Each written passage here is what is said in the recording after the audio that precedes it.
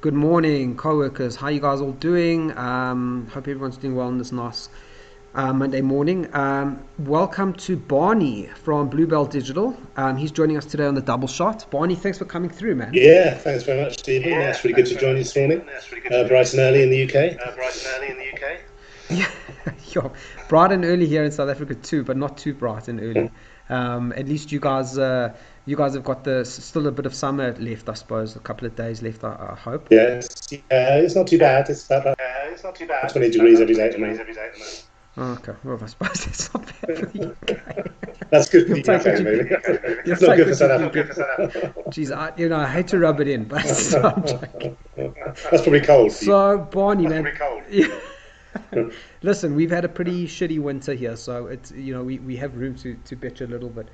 But Barney, thank you so much for coming through. It's really good to be joined by you. I understand that today we're discussing your input or some ideas and tips that maybe you can give the community members. You spent quite a fair amount of time at Google in London, you said. Yeah, that's right. Yeah, so I worked at Google for 7 years. So I started in about 2005 and there to sort of 2012, just finished actually around the time of the Olympics in London. So yeah, obviously very interesting time, very Sorry, man. influential for me in terms of my career. I'd worked digital before that, so I think I've been in digital about 20 years now, which I guess is quite a long time. Some sort of dinosaur digital. Yeah. I mean, obviously, work at Google has led to what I do now. I've had this business, Bluebird Digital, 6 years, but definitely learned a lot of stuff from being at Google, and that obviously, in terms of obviously education about Google products and everything, is crucial. But naturally now, it's not just about Google. I've really broadened out and do all the other stuff. But I do still do a lot of PPC and SEO as well. Okay, beautiful. So look, I mean, geez, that's quite a place to come from, obviously, and I'm sure that there's wow, what you've probably seen in the last 20 years in your time at Google and whatnot is, I'm sure you could probably write a book.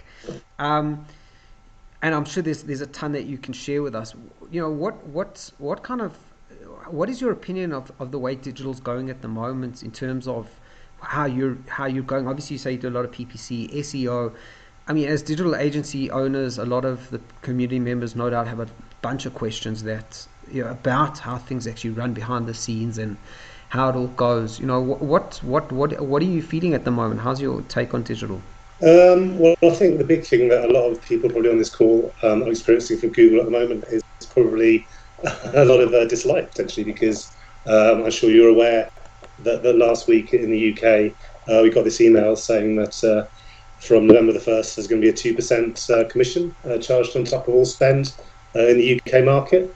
Also applies to Austria and Turkey if you're running kind of European campaigns out of the UK. So yeah, that's a pretty major thing. That's all based on the digital services tax, which the government brought in, I think, April the 1st. And the tech companies have been working out in that time, what they're going to do about it. Amazon have already said they're passing it on to their customers. I think Apple are passing it on to their app customers as well. So those guys are all passing it on. Google's decided to do the same. I mean, obviously, without getting political, the government didn't intend that. They wanted to charge these guys some extra tax money, based on all the controversies about how much tax Google's paying globally, not just in the UK, but elsewhere as well. And Google have, just chosen to pass it on, which I think is not a great move, obviously. Effectively for me or for my clients, I don't know, it's just 2% that goes out of their budgets. I guess you could say it's 2% away from their ROI of the campaigns, effectively. Also, I guess another thing is, if you add charges in, how do the clients suddenly feel about what you're charging them as an agency owner? My charge is this, there's another 2%. Do they want to sort of suddenly kind of, reduce what they're paying you, or are they going to be a lot more resistant? Maybe if you go to them and say, well, I want to charge you more for something, they're like, well, we've got this 2% from Google. So it's not great, I don't think, for the industry. It's very new, so most of what I've read online, I guess, and I was talking to other people, no one's really pleased about getting an extra 2% charge. I can't think there's many people in favour of it. Yeah. Maybe there is. But yeah, so I actually wrote an article about it that was published in the Daily Telegraph here in the UK on Friday. But yeah, it just seems like a really false move to me.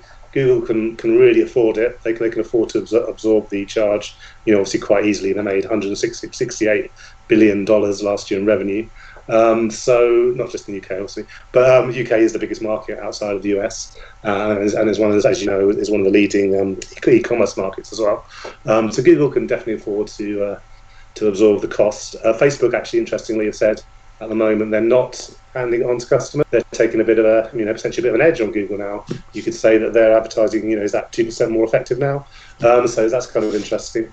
So yeah, so it's different reactions, but it's just I think it's a pretty negative thing. I'm hoping they might change their mind, but knowing Google as I do, I don't think they will, because Google gets accused of being arrogant.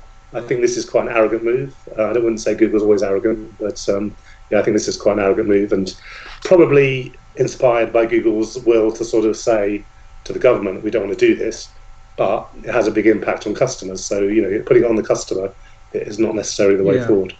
Yeah, it's an interesting point you make about Google being quite arrogant. We were chatting last week with a partner. We're saying how these big tech companies, the Twitters and the Instagrams of the world, they tend to just make decisions,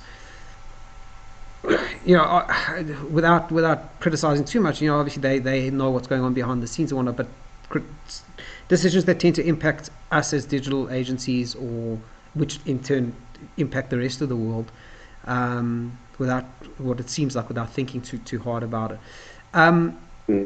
So I mean, look, I think obviously it's a great topic to discuss. I think what would you say to a digital agency owner who is struggling with that, who's now just been hit with that sort of tax and has to deal with that in their agency? What would your advice be to them? Yeah, I mean, I think general advice, not necessarily specific to that, but I guess what you've got to do all the time is obviously prove your value to a client. So it's quite easy, I guess. I think we've all probably been guilty of this in the past. I would imagine sometimes if you start to take anyone for granted, so if you have big clients you've had for a while, and maybe you just kind of let things slide a little bit, or you start to maybe not be as sort of proactive as you were in the past. So I think I constantly think to myself about trying to kind of push things forward with clients, not necessarily about making them spend more or getting them to spend more with me. I can build them more, but just think about what their goals are. Don't be complacent. So I think complacency is definitely something you have to try and avoid. If you get to the stage, I guess if you're not growing the relationship, if you're not growing your strategy, with clients, then eventually it's going to start to sort of drop off. What's their reaction going to be to that? Eventually, they might start to get a bit fed up with you. You may not realise they're getting a bit fed up, but obviously, if they are a bit fed up, or if they're a bit dissatisfied, then maybe there's a time when their head will get a bit turned by another agency, another freelancer, or someone else who could take that business from you. So I think you've constantly got to be kind of proving your value, trying to push forward your relationship with clients, push forward what you're doing with them as well, try and be more advanced tactics or different things just to keep everything fresh. I think that's really important. And I think the other thing that is important is not just to be doing that.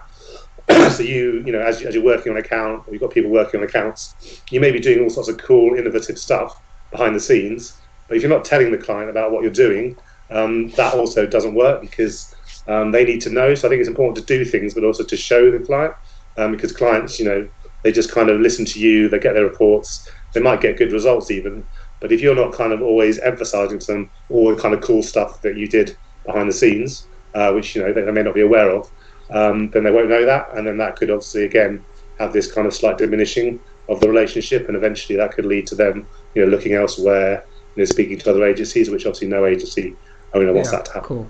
Cool. Listen, I think a lot to unpack there as well, in terms of, I'm sure you've got some value there of like ideas of how to actually go about that without it being too self-serving and too raw, this is our agency.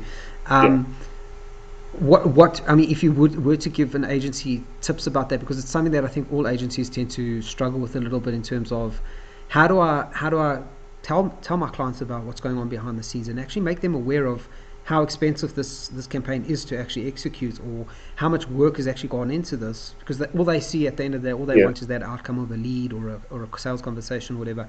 Um, any ideas, any value you can add there about quickly that you feel like Yeah, I think it's yeah, I think it's. I mean, it's all about communication all the time. So um, yeah, you've got to be communicating with the clients, and you've got to be speaking to them regularly.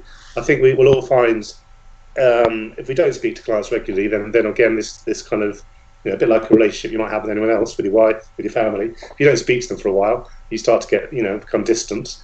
The same with clients. You've got to speak to them regularly.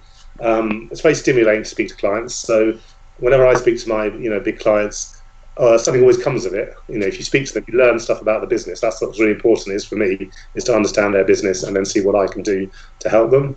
By speaking to them, obviously you get those nuggets of information that maybe you can do something about. So they say, oh yeah, we've got this new product starting, we've got this new launch, we've got this or that, or I don't like that, or this is not working for us. All these things are things you can act upon. And that gives you sort of cues for you to act upon those things. So I think the main thing is just communication. And then as you speak to them, they tell you about their business, but then you should be communicating detail about campaigns. And I very much believe in transparency. So, without boring them with the boring details of click-through rates or whatever, but tell them sort of the big stuff. Share, obviously, we tendency to share good news, I suppose, but tell them about the interesting things you've done. Tell them about new stuff. If you've learned about a beta from Google or some new product that's coming down the line that's just been launched in the US, share that information, because that's something you could try in the future. Also shows the client that you're on the edge, the leading edge of digital. You're understanding future opportunities. So I think that's important as well, to show that you're keeping up with things, because as we know, everyone has the same problem. How do you keep on top of all the changes? Facebook, Instagram, Pinterest, LinkedIn. How do you know what's happening with all these different things? If you can show that you're on top of that to your clients, I think that really helps as well. Cool. Yeah. Look, it's a challenge. I think dealing with what you've hit on there, as well as uneducation of clients. They tend to think that digital is just you're the expert and you should know what's going on and get the job done. And it's not always that simple. They don't recognize what actually goes on behind the scenes, as you say. And it's just good advice. It's about keeping in touch with the clients and making sure that you're communicating what's going on throughout. Look, I think speaking you said that you're quite busy with SEO. Sorry, with PPC. Is that sort of your main focus at the moment? You don't do much SEO, or do you do SEO as well? Yeah, I do everything really. So yeah, do a lot of PPC naturally. With the Google background, if you drop that into conversation and people are kind of interested, obviously, in you doing their PPC.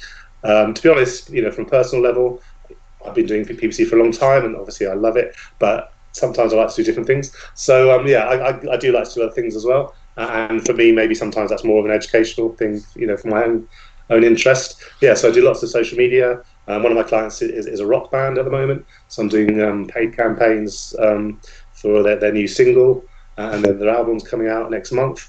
So that's interesting. I'm doing some Spotify advertising, actually. I've never done Spotify advertising before. So literally last week, just learning all about that and launching campaigns on Spotify. So that's really cool. I really enjoy that. Obviously, it's a kind of cool client as well. It's interesting. So that's nice. I've got other clients which are, like they sell servers. That's fine. But not You got to pay quite the bills, exciting eh? in some ways. Got to pay the bills. Yeah, I have no disrespect to them if they're watching, but a rock band or anyone else in tech is great.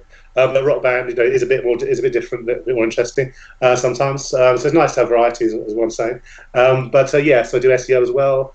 I do quite a lot of writing. Like I said, I had an article published, but I do writing for clients, so blogs and articles and interviews and all that sort of stuff. In fact, one of my clients, I'm just about to rewrite their website for them, so they've given me a brief which they're going to give to the designers, but the designers want a lot of the content to be created, so I'm doing that at the moment. So yeah, so I like to do different things. I think that's one of the joys of working for yourself. You can pick and choose what you do. I can't always do things which are super exciting, but if I can do things which I'm interested in, I like to do creative stuff as well as looking at spreadsheets. Yeah, so I like to mix it up as much as possible. But yeah, naturally, I do a lot of PPC with a Google background. I've been doing PPC for a long time. So Beautiful. Beautiful. Look, Barney, to be honest with you, I mean, as I say, we try to keep this short. It's just a little quick double shot that we do in the mornings. I think that there's a lot of value that you could potentially give in terms of other experience that you've had. You seem to have quite a good handle on SEO and PPC. So what we might do is just canvas inside the group if you're interested and you'd be willing to maybe do a longer chat with us at some stage in the future. Maybe around sharing some of your lessons also around Spotify advertising. I know a lot of agencies are starting to broaden out into doing other kinds of adverts, not just the Google Ad Network. It's not just Facebook advertising anymore, Twitter advertising, Instagram advertising. There's a ton of options out there. So if you're interested, maybe we could set something up for the future on that.